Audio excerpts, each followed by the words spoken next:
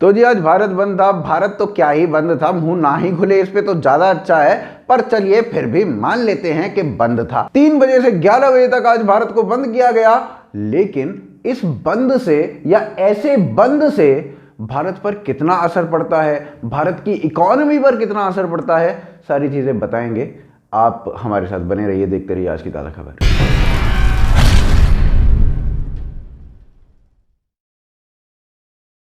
तो जी जिस बिल के अगेंस्ट भारत को बंद कर दिया गया वो बिल था फार्मर्स नहीं अडानी अंबानी बिल। अब ये मैं नहीं कह रहा हूं, ये कह रहे हैं राहुल गांधी जी। अब वैसे तो ये भी कमाल ही है कि राहुल गांधी और कांग्रेस इस बिल को अडानी अंबानी बिल बोल रहे हैं, क्योंकि 1989 अनिल अंबानी उस वक्त थे 28 यानी कि 28 वर्ष के, और उस वक्त राजीव गांधी भारत के प्रधानमंत्री थे।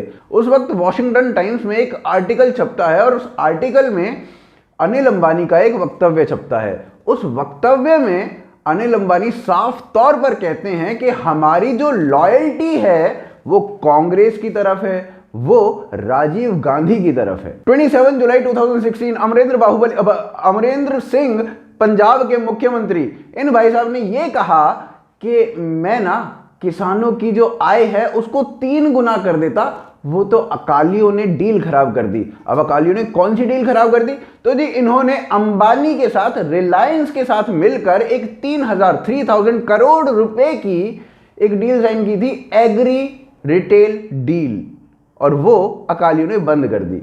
14 जून 2014 कमलनाथ को अडानी ने सपोर्ट किया और कमलनाथ का ना direct link, direct contact Adani के साथ पाया गया। ईयर 2013 वाड्रा, जीजा जी भाई, जीजा जी, तो जीजा जी और अडानी आसपास बैठकर डील साइन कर रहे थे। ईयर 2019 अंबानी ने बोलकर खुले तौर पर आके कांग्रेस को सपोर्ट किया इलेक्शन में। ईयर 1993 से लेकर 1997 तक कांग्रेस ने कौड़ियों के भाव अडानी को जमीन दे दी, और ये रिकॉर्ड्स बताते हैं। और ये चीज ना हर एक गवर्नमेंट करती है, इंडस्ट्रीज लगवाने के लिए आप सस्ते में जमीन देते हो, लेकिन इसको पॉलिटिकल मुद्दा बना लेना और इसके ऊपर इतना बखेड़ा खड़ा कर देना जो गलत है।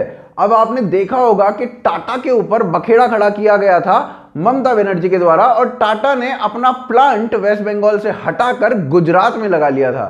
गुजरात के लोगों को उससे व्यवसाय मिला था, गुजरात के लोगों को उससे जॉब्स मिली थी। वेस्ट बंगाल में क्या गया? ठुल्लू बाबा जी का। और फिर भी कांग्रेस इस चीज को इशू बनाती है। तो हमने वही आपको बताया कि कौड़ियों के भाव में अडानी को कांग्रेस ने जमीन दी थी, रिकॉर्ड्स बता रहे हैं। दहेज नाम की जगह है गुजरात के अंदर, अब वहां पर राजीव गांधी मेमोरियल बनाया गया। और वो जो राजीव गांधी मेमोरियल पता है किसने बनाया? वो बनाया अडानी ने। धीरू भाई अंबानी और इंदिरा गांधी के कॉर्डियल रिलेशंस थे और वो आपस में बिजनेस डील्स किया करते थे। ईयर 2017 अमरेंद्र सिंह मिलते हैं अनिल अंबानी से और पूछते हैं कि पंजाब का कोई हिसाब किताब है आपका आने का, देख लो आ जाओ। तो पॉसिबिलिटीज तलाश कर रहे थे। और अगर इसी तरीके की चीजें मैं आपको गिनाता रहा ना तो मेरे को 4-5 जन्म तो लेने पड़ेंगे, तब तक भी वो लिस्ट खत्म नहीं होगी। कांग्रेस अडानी अंबानी बिल बोल रही है, ये काफी हास्यास्पद है नहीं? राहुल गांधी के इस ट्वीट को देखने के बाद मुझे यकीन सा होता जा रहा है कि इन भाई साहब ने अपनी मम्मी से आज ये भी पूछ लिया होगा, मम्मी भारत बंद कैसे होगा? इंडिया गेट में तो गेट ही नहीं है। अब इसका जवाब अरविंद केजरीवाल ने दिया अपने आप को खुद को घर के अंदर बंद करके, और ये कहा कि भाई मैं तो दिल्ली का मालिक हूं, मैं घर में बंद हो जाऊंगा तो दिल्ली भी बंद हो जाएगी। वैसे सिसोदिया जी ने जाके उनके घर के बाहर प्रदर्शन करना शुरू कर दिया और कहा कि अरविंद केजरीवाल को बाहर निकालो, अरविंद केजरीवाल को हाउस अरेस्ट मत करो। जबकि पुलिस वहीं सामने खड़ी थी और पुलिस ने कहा कि भाई हमने तो अरेस्ट कर ही नहीं रखा, तुम्हारे पास अगर अपॉइंटमेंट है तो जाओ मिलने, अपॉइंटमेंट नहीं है तो खड़े रहो, हम क्या करें इसमें। इसका प्रमाण ये है, घर के दोनों तरफ इन्होंने बैरिकेडिंग कर रखी है, ना मुझे जाने दे रहे हैं, मैं किसी और विधायक को। गलत बयानी ना करें।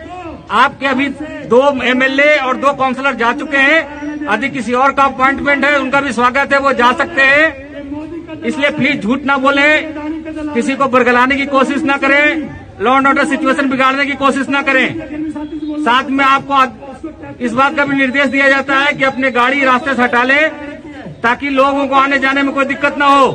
आपने मुझे रोका? नहीं, आपको नहीं रोका गया है। आपका कोई अपॉइंटमेंट है, आप अपॉइंटमेंट दिखाएं, आप अपॉइंटमेंट दिखा के जा सकते हैं। जितने एमएलए हैं, काउंसलर हैं, उनका स्वागत है, वो जब चाहे जा सकते हैं। अब इधर से किसान विरोधी गोदी मीडिया ने शुरू कर दिया कि बंद नहीं होना चाहिए। बंद तो बहुत गलत चीज होती है, बंद बिल्कुल नहीं होना चाहिए।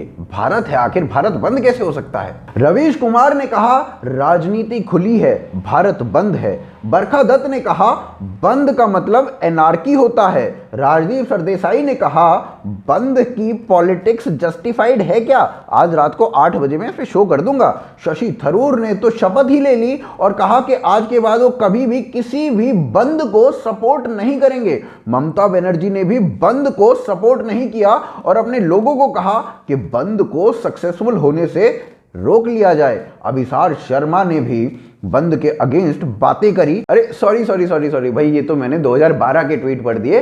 और 2012 में इन सब लोगों ने, जब बीजेपी बंद का आह्वान कर रही थी, तब इन लोगों ने ये कहा था कि बंद नहीं होना चाहिए। सॉरी, ये तो रवीश कुमार जी को उन्हीं के लॉजिक के हिसाब से गोदी मीडिया प्रूव कर दिया हमने। अब पता नहीं हमें जन्नत में जगह मिलेगी कि नहीं मिलेगी। खैर, वैसे तो रवीश कुमार को खुद को ही जन्नत में जगह नहीं मिल रही है जाकिर नाइक के हिसाब से, तो हमें तो क्या ही मिलेगी। चलिए अब आते हैं इकोनॉमिक पॉइंट ऑफ व्यू से और देखते हैं कि भारत को कितना इकोनॉमिक लॉस होता है एक दिन के भारत बंद से। भारत को लगभग 32,000 करोड़ यानी कि 32,000 करोड़ रुपीस का नुकसान हो जाता है बंद से।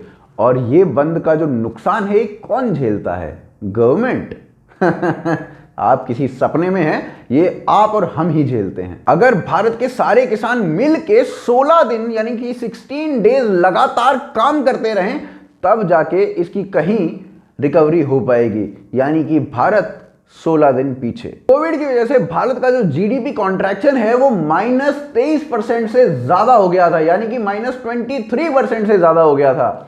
और एक समय तो ऐसा आ गया था कि जब जीडीपी कलेक्शन इतना कम हो चुका था कि सेंटर के पास स्टेट को उसका जीडीपी का शेयर देने के लिए पैसा नहीं बचा था, क्योंकि जीडीपी का कलेक्शन जो है वो बहुत कम हो रहा था, क्योंकि व्यापार बहुत कम हो रहा था। लॉकडाउन को खोला गया, व्यापार को फिर से चालू कराया गया और उसके बाद जब व्यापार चालू हुआ तो जीडीपी कलेक्शन अपने नॉर्मल पे आने लगा। और उसके बाद अब स्टेट के पास, अब सेंटर के पास थोड़ा पैसा आने लगा, इतने में ही हो जाता है भारत बंद।